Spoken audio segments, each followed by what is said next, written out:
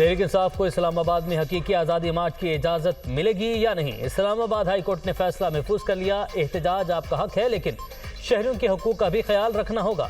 PTI के इस्लामाबाद में पुरअमन एहतजाज जलसे की जिम्मेदारी कौन लेगा? जस्टिस आमिर फारूक का इस्तफसार। पीटीआई ने हमेशा मुआहिदे की खिलाफ वर्जी की, हम इन पर एतमाद नहीं कर रहे। Advocate general Islamabad.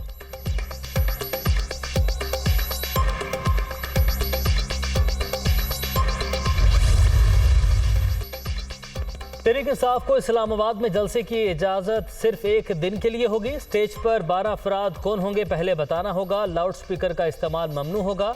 मजहब से मुतालिक बयानातबाजी से गुरेज करना होगा। बयान हलफी इमरान खान के दस्तखत से होना चाहिए। इस्लामाबाद इंतजामिया ने हकीकी आज़ादी मार्च की इजाज़त के लिए पीटीआई से 39 शराइत का बयान हलफी तलब कर लिया।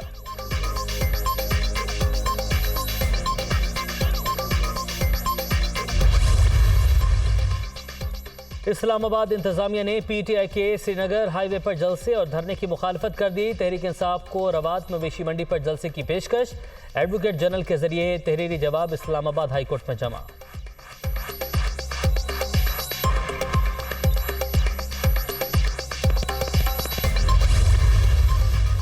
इस्लामाबाद इंतजामिया का शरायतनामा मज़हक्का खेज। राना सनाउल्लाह को फौरी तौर पर दिमागी मुआयने की ज़रूरत है। ये कोई नून लीग या पीपल्स पार्टी का इज्तिमा नहीं जिसमें 4 लोग आपस में बैठ कर बात कर लेंगे। इस्लामाबाद में 10 से 15 लाख लोग जमा होंगे। फवाद चौधरी को यकीन।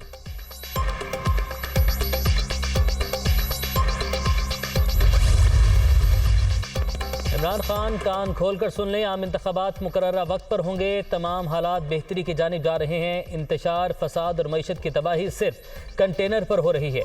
इमरान खान नहीं चाहते मुल्क में सरमायाकारी हो, सिफारती ताल्लुकात बहाल हों। विफाकी वजीर मरियम औरंगजेब की प्रेस कॉन्फ्रेंस।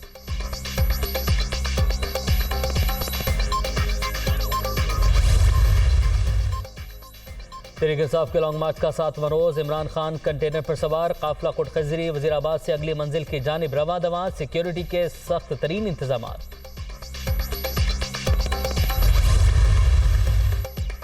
इमरान खान और पीटीआई नाम निहाद आज़ादी मार्च निकाल कर फंस चुके, इसलिए इन्होंने तहरीक इंतशार को 10 माह तक तूल देने का ऐलान किया। चीफ जस्टिस पाकिस्तान मुल्क दुश्मन के खिलाफ कार्रवाई करें, शर्जील मेमन।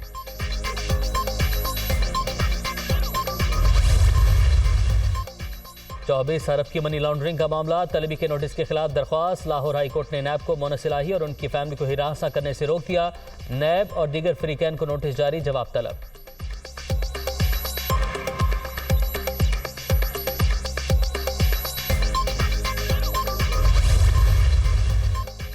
कराची में चीनी डॉक्टर की टारगेट किलिंग की मंसूबाबंदी नाकाम। गुलिस्तान जौहर में सीटीडी और हसास इदारे की मुश्तरका कार्रवाई। कलदम तंजीम का दहशतगर्द अफजल उर्फ आफी गिरफ्तार।